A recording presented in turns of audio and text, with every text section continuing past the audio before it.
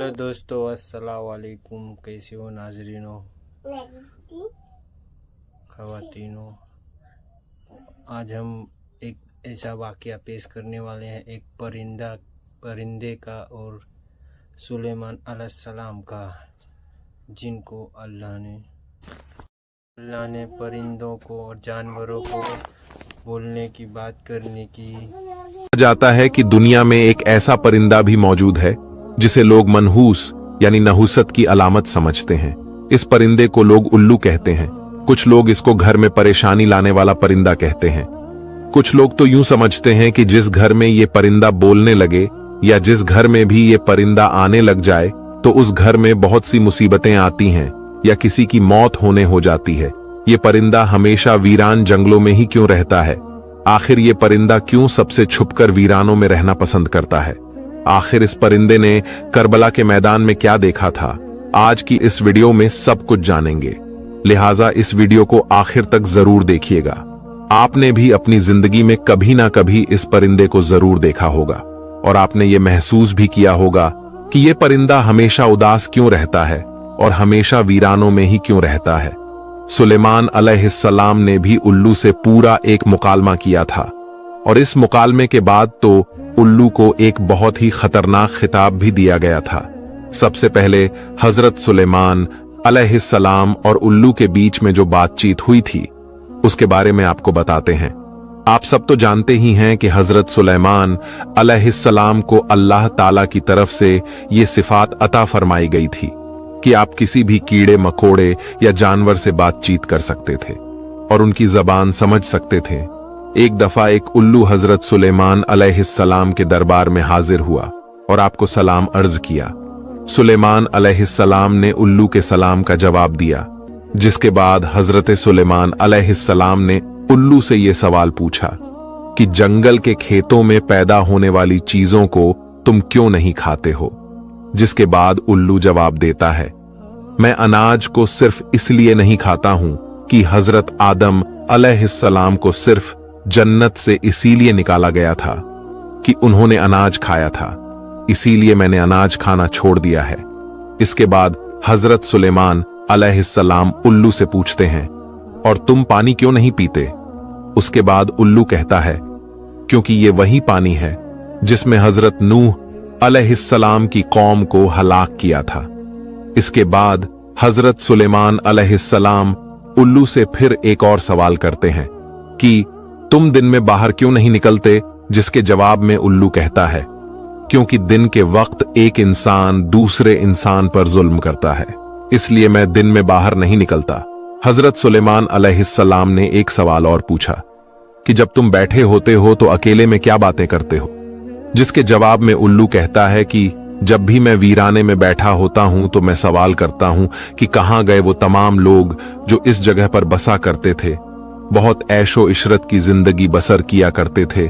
उल्लू के साथ मुकालमे के बाद हजरत सुलेमान अलैहिस्सलाम ने उल्लू के बारे में ये कहा कि उल्लू इंसानों से बहुत ज्यादा मोहब्बत करने वाला परिंदा है। मैंने किसी परिंदे में इंसानों के लिए इतनी ज्यादा मोहब्बत और शफकत नहीं देखी। नबी करीम सल्लल्लाहु अलैहि वसल्लम के जमाने तक उल्लू इंसानों के साथ ही रहा करते थे। ये इंसानों के घरों में घोंसला बनाया करते थे और इंसानों के घरों और महलों में नजर आया करते थे और इंसानों के साथ ही रहते थे। जब भी कोई इंसान खाना वगैरह खा रहा होता तो उल्लू उसके पास आकर बैठ जाया करते थे, जिसके बाद वो इंसान उल्लू को थोड़ा सा खाना दे दिया करता था, जिसको खाकर उल्लू उड़ जाया करते थे। हजरत इमाम जाफर सादिक रजी अल्लाहु अन्हु इस चीज की तसरीह करते हैं कि नबी करीम सल्लल्लाहु अलैहि वसल्लम के जमाने तक उल्लू इंसानों के साथ रहा करते थे। एक बार एक शख्स हजरत इमाम जाफर सादिक रहमतुल्लाह अलैहि की खिदमत में हाजिर हुआ। उस शख्स ने अर्ज किया कि आप मुझे बताइए कि ये जो उल्लू परिंदा है ये हमेशा वीरान जगहों पर क्यों रहना पसंद करता है और ये हमेशा उदास ही क्यों रहता है? आपने फरमाया, ऐ शख्स, तू जैसा आज इस परिंदे को देख रहा है, ये परिंदा हमेशा से ऐसा नहीं था। ये परिंदा हमेशा वीरानों में नहीं रहता था और ना ही ये उदास रहता था। इसके साथ एक ऐसा वाक्या पेश आया कि इस वाक्य के बाद ये परिंदा हमेशा उदास रहने लगा। ये सुनकर उस शख्स ने अर्ज किया कि हजरत ऐसा क्या हुआ था इस परिंदे के साथ और ऐसा वो कौन सा वाक्या पेश आया था।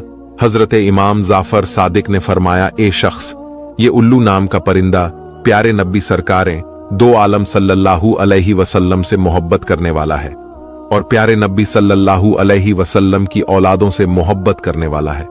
जब इस परिंदे को पता चला कि हजरत इमाम हुसैन रजील्लाहु अन्हु करबला के मैदान में अपने तमाम साथियों के साथ रुके हुए हैं, तो ये उल्लू मुहर्रम की रात करबला में जा पहुंचा। हजरत इमाम हुसैन रजील्लाहु अन्हु से अर्ज करने लगा, ए हुसैन, मेरे लिए क्या हुक्म है? तो इमाम हुसैन रजील्लाहु अन्हु ने फरमाया कि ए परिंदे, तू यहां से चला जा, क्योंकि कल जो कुछ भी प्यारे नबी मोहम्मद सल्लल्लाहु अलैहि वसल्लम और उनकी आल के साथ जो होने वाला है वो तुम देख नहीं पाओगे। तो ये सुनकर उस परिंदे ने कहा कि या हुसैन, उन्हें सलाम, मैं यहां से नहीं जाऊंगा, यहीं पे रहूंगा।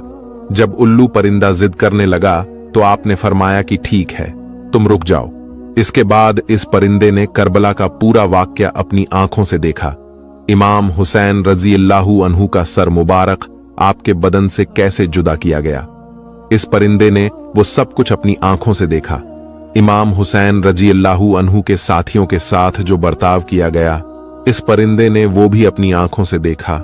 तब से ये परिंदा इंसानों से नफरत करने लगा है और इंसानों से डरने लगा है। ये परिंदा रातों के वक्त अंधेरे में घूमता है। जैसे ही उजाला हो जाता है लोग नींद से जाग जाते हैं, वैसे ही ये परिंदा वापस लौट जाता है। कुछ लोग उल्लू को मनहूस समझते हैं। इनको ये नहीं पता कि ये मनहूस किस वजह से है, बस ऐसे ही इसको मनहूस कहना शुरू कर देते हैं। अगर ये किसी घर के आसपास आकर बोलने लगे तो लोग समझते हैं कि हमारे ऊपर कोई बला आने वाली है। कितने ही लोग तो ऐसे हैं कि लोग इसके बोलने की वजह से अपना घर बाहर छोड़ देते हैं। उल्लू को मनहूस समझना एक जाहिलाना सोच है। ये बेचारा परिंदा तो कभी कभार ही बोलता है। ये बेचारा खुद ही इंसानों से डरता फिरता है। इसको कहीं पर भी इंसान नजर आए तो ये परिंदा फौरन उड़ जाता है। ये किसी का क्या बिगाड़ेगा। आपको ये जानकर हैरानी होगी कि दुनिया में 205 किस्म के उल्लू पाए जाते हैं, लेकिन इनकी पूरी कौम को 2 कबीलों में बांटा गया है, एक बार और उल्लू और दूसरा आम उल्लू। आपको याद रहे कि कीड़े मकोड़े वगैरह इंसानों के दुश्मन तो होते ही हैं, लेकिन खेतों की फसल के भी दुश्मन होते हैं। लेकिन उल्लू इनको अपनी खुराक बनाकर करोड़ों का अनाज बचाता है। उल्लू लोगों की माली मदद करता है, इसलिए उल्लू इंसान का दोस्त कहलाता है। आमतौर पर इनकी उम्र लगभग 12 साल होती है। उल्लू अपना घोंसला पेड़ों की खोकर में बनाता है या फिर अपना घोंसला वीरान जगहों पर बनाता है या किसी कुएं की वीरान जगह पर बनाता है। आपको बता दे कि दीगर बातों की तरह इंसान को मुखातिब करते हुए एक गलत बात यह भी बोली जाती है कि उल्लू की तरह आंखें दिखा रहे हो, लेकिन उल्लू बेचारा तो अपनी आंखों से माजूर है। वो तो सिर्फ सीधा ही देख सकता है। वो हम इंसानों की तरह अपनी नजरें घुमा ही नहीं सकता, वो अपनी सिर्फ गर्दन घुमा सकता है। कुछ लोग तो उल्लू का ताना देकर लोगों को कहते हैं कि उल्लू की तरह क्या देख रहा है। दूसरे परिंदों की निस्बत इसके पर भी बहुत ही हल्के होते हैं और मुलायम भी होते हैं, इसलिए जब ये उड़ता है तो इसके परों की बिल्कुल भी आवाज नहीं होती। उल्लू के बारे में अलग अलग जगहों पर अलग अलग अकीदे पाए जाते हैं। जैसा कि वर्तमान में उल्लू के बोलने या इसके रोने की आवाज को मनहूस समझा जाता है, उल्लू की आवाज को मौत की अलामत तक समझा जाता है। मुल्क बर्तानिया में इसके बोलने या इसके रोने को मनहूस समझा जाता है। जुनूबी फीका में उल्लू के बोलने को मौत की अलामत समझा जाता है। मुल्क कनाडा में लगातार 3 दिन उल्लू के बोलने से किसी की मौत समझी जाती है। मुल्क चीन में उल्लू दिखाई देने पर पड़ोसी की मौत समझी जाती है। ईरान में उल्लू की अच्छी आवाज को खुशी की खबर माना जाता है और रोने वाली आवाज को बुरी खबर समझते हैं। तुर्की में भी उल्लू को मनहूस ही समझा जाता है, लेकिन सफेद उल्लू को सही समझा जाता है। हिंदुस्तान में उल्लू का घर पर बैठकर बोलना अच्छा सगुन नहीं माना जाता, लेकिन हिंदुस्तान में दिवाली के मौके पर खुशखबरी लाने के लिए, जादू टोने खत्म करने के लिए यानी कि उल्लू की कुर्बानी देते हैं। प्यारे दोस्तों, उम्मीद है कि आज की ये वीडियो आपको जरूर पसंद आई होगी और आज की इस वीडियो से आपको बहुत जानकारी मिली होगी। वीडियो को लाइक करें, हमारे चैनल को सब्सक्राइब भी करें और बेल आइकन का बटन भी दबाएं। वीडियो देखने के लिए शुक्रिया।